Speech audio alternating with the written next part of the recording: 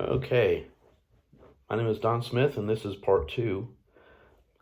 So I made staff, and I was getting acclimated to what I was supposed to be doing as a trainee.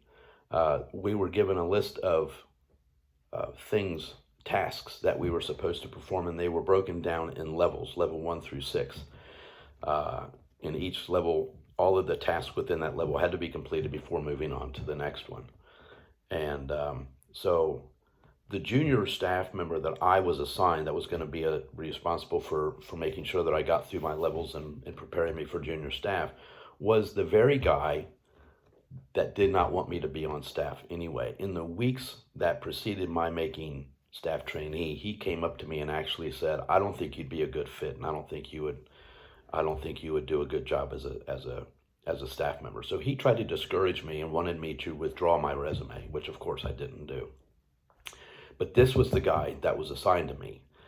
And so in about 2 weeks, I had made no progress because my junior wasn't letting me do anything because he didn't want me to succeed. So I put in for a new junior and explained what had happened. I said, "Listen, I've been here for 2 weeks. I haven't completed a single solitary thing on my task list." And so, of course, they approved my request for a new junior, and my new junior was Bob. Bob and I were really good friends.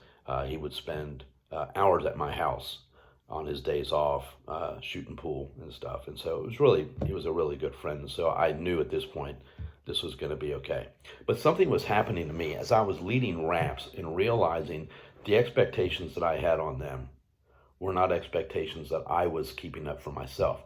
I expected this group of people to be honest with themselves, to be honest with their families if they were on second phase or higher, to be honest with the group, and to be honest with staff. And here I wasn't doing any of that. I was hiding what I had done and not wanting to deal with it, and so that wasn't healthy for me. And the guilt of not being honest and the guilt of not doing as I say was really starting to catch up to me. And it became quite obvious to Dave, who, while he wasn't my junior, was still watching me very closely, and he pulled me into a makeshift office to confront me about what was going on. And he got so adamant that he knew that something was going on that I broke. And I confessed to him what I had done. I think it shocked him. The look on his face was priceless because I think he didn't think anything like this was ever going to be coming out of my mouth. The next thing I know, just about every junior and senior staff member in the building that day was in this little office surrounding me. Now, I can't tell you what they were telling me. I can't tell you what was told to me. I can't even tell you what I said to them. I don't know if I was being encouraged and that, hey, everything is going to be okay, or if I was being, yelled at, screamed at, and being condemned to hell or whatever. At some point, I was then taken over to the assistant director's office. His name is David, and he oversaw all the activity of staff. He was the one that made the choice on whether or not to promote a staff member from one level to another, or to make a junior a senior staff member, or whatever. So he did all of that, and so naturally I was going to be talking to him.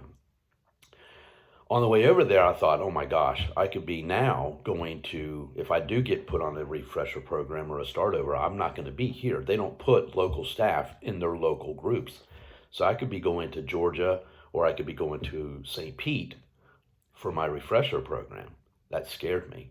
So when I got to the office, David asked, "What do you have to say for yourself?" And instead of trying to explain why I had hidden this for so long, I just said, "I don't want to leave staff." And then he said, "Well, I don't want you to leave staff." So at that point, I knew I was fine and I wasn't going anywhere. My mom, like I said earlier, was a staff member. She was actually a secretary. She wasn't a staff member per se. She was on staff. She was the executive secretary at this time to the director. And she was called in, and I had to tell her what happened. She was very disappointed. She was very hurt. She cried a lot. But I think at the same time, she was relieved that I didn't relapse, because I think that was a concern for hers going into this meeting, because all she knew was that, David wants to see you in his office and your son is there. So at that point, she was told to go back to work, and then I was given out punishment. My responsibilities as a trainee were taken away. I was to still come in during my scheduled days as a trainee, but instead of doing anything, I was to stand in the back group and participate in the raps. I was to start writing MIs again. I was supposed to start going to 7-step raps, and that tonight my junior, Bob, was going to be taking me home and going over my MI. I immediately asked, am I a newcomer? Am I on newcomer status? Because I didn't want him to be leading me out of this building by my belt loop. He said no. I also said, I made the statement, I've got to tell the group about this. And Dave was like, wait a minute, let me just, let me think about this and see how we want to take that. I wanted to tell the group because I thought that if I'm going to be trusted, they have to know me and they have to know everything. So that's why I did that. So after the meeting, I was sent out to the group room where I stood behind the guys' side and started just getting involved in the rap, so even though I was never called on. When I was standing back there, not a single junior or senior staff member from either side, the guys or the girls, came up and gave me any kind of words of encouragement. As a matter of fact, I felt like I was being ignored or just, shamed or whatever. They weren't talking to me. They were not making contact with me at all. And this really bothered me. There was times that I thought, they don't think that I should still be here. I think there's a lot of staff members that thought that I should have been terminated immediately and that I shouldn't be on staff. That night I went home with Bob, and I wrote an MI, and I wrote a really good MI. The MI was on, if you make a mistake, correct it right away, talk to somebody about it right away, don't dwell on it, and move. And it was a good MI. Bob didn't think it was a good MI, and in fact insisted that I write it over. And I said, I'm not writing this over. It's a good MI. I'm happy with it. It applies to what I'm going through right now. If you have a problem with it, you're more than welcome to take it to Dave tomorrow and let him go over it. And if he has a problem and wants me to write it over again, I will. But I'm not doing it. I'm going to bed. And I went to bed, and I slept like a baby. I slept really good for the first time in months. I woke up just really feeling on top of the world and wanted to hit the road running. And so that's what I did. I started moving up the chain. I did eventually get my responsibilities back and started moving up the levels and whatnot. And one of the things that they did was I was not allowed to associate with any of the staff after hours or on my off days until I reached level 3. And so at some point I reached level 3, and I was going to start asking staff to do things with me. For the longest time, anytime I said, hey, we're off on this day, Bob, let's get together and do this, or hey, I'm off this day, or we got some time after work today, why don't we go out and do dinner or something like that, they always came up with an excuse as to why they couldn't. And so I was really discouraged about that.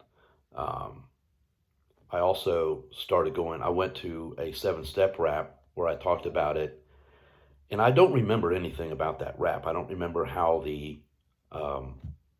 what the response was, but I remember, or after that, I wasn't doing anything with any of the 7-steppers either.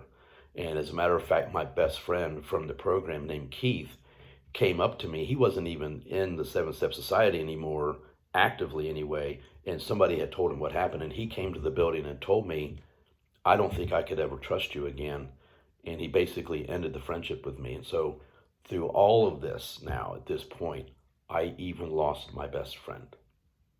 And so it was just a really difficult thing to realize that I didn't have any friends in the 7-Step Society, and I didn't have any friends on staff to support me. And it was a trying time for me.